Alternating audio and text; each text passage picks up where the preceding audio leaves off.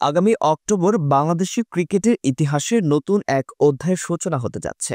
Bangladesh cricket বোর্ডের BCB নির্বাচন সামনে, আর ক্রিকেট প্রেমীদের দৃষ্টি এখন একেবারে এই নির্বাচনের দিকে।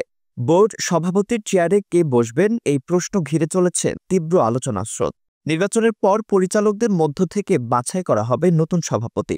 তবে নির্বাচনের আগেই ক্রিকেট পাড়ায় আলোচনার কেন্দ্রবিন্দুতে আছেন দুই প্রাক্তন তারকা, সাবেক অধিনায়ক তামিম ইকবাল ও বর্তমান প্রশাসনিক অভিজ্ঞতা সম্পন্ন আমিনুল ইসলাম বুলবুল। বিসিবির সাবেক সভাপতি আলী আজগর লবি এক সংবাদ সম্মেলনে জানিয়েছেন, তামিম বিএনপি সমর্থিত প্রার্থী হিসেবে নির্বাচনে অংশ নেবেন। যদিও রাজনৈতিক দলের ঘোষণার পর থেকেই নানা মন্তব্য উঠেছে, তবু তামিম নিজে প্রস্তুতি নিয়ে রেখেছেন। তিনি ধীরে ধীরে ক্লাব কমিউনিটি ও ক্রিকেটারদের সঙ্গে যোগাযোগ বাড়াচ্ছেন, যাতে নির্বাচনে নিজের অবস্থান দৃঢ় করতে পারেন। ক্রিকেট সংশ্লিষ্টরা বলছেন, বর্তমান খেলোয়াড়দের একত্রিত করা এবং বড় ভাইদের সঙ্গে সম্পর্ক গড়ে তোলায় তামিমের ভূমিকা বিশেষ। বিসিবির নির্বাচনে ২৫ পরিচালক পদে সর্বোচ্চ ১২টি আসন ক্লাব ক্যাটাগরি থেকে আসবে, আর তামিম ইতিমধ্যেই মাঠে সমর্থন গোছাতে শুরু করেছেন। অন্যদিকে বুলবুলের অবস্থানও শক্তিশালী।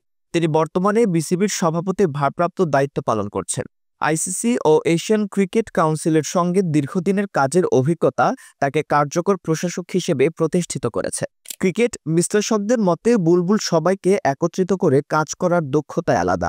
একজন সূত্রের ভাষ্য, দুইজনই যোগ্য, যেই হোক ক্রিকেটের স্বার্থে চিন্তা করবেন। তামিম ও বুলবুল দুই প্রজন্মের এই খেলোয়াড়রা এবার নির্বাচনের মঞ্চে মুখোমুখি, যা বাংলাদেশের ক্রিকেট ইতিহাসে উল্লেখযোগ্য। সাবেক দুই অধিনায়ক মাহবুব আনাম ও আকরাম খান এবার নির্বাচনে অংশ নেবেন না।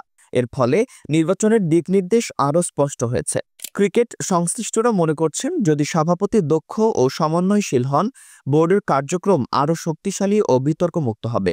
উভয় প্রার্থীর লক্ষ্য স্পষ্ট, দেশকে আন্তর্জাতিক মানের ক্রিকেট বোর্ড উপহার দেওয়া। অক্টোবরে এই নির্বাচন দেশের ক্রিকেটে নতুন দিগন্তের সূচনা করতে পারে। ফলাফল নির্ধারণ করবে আগামী কয়েক বছরের বোর্ড কার্যক্রম ও দেশের ক্রিকেটের গতি।